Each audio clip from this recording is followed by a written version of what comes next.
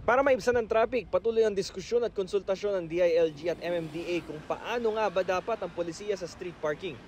Ayon kay DILG Secretary John Vic Remulla, 5 a.m. to 10 p.m. ang kanilang rekomendasyon na street parking ban sa Metro Manila.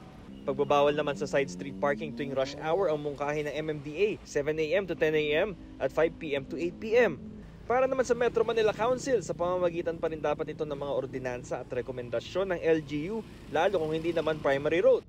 Naiintindihan naman daw ng motoristang si Michael Oyao kung bakit kailangan ito gawin. Sa bagay, para maiwasan yung traffic, hindi na kaabala sa mga sasakyan.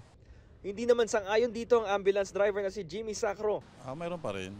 Siyempre, tulad sa amin, lalo ngayon sa amin, na ganyan driver din ako, kailangan talaga na meron talagang parking na Posible naman daw maapektuhan ang kabuhayan ng mga tricycle driver tulad ni Sunny Barion sa ganitong mga hakbang.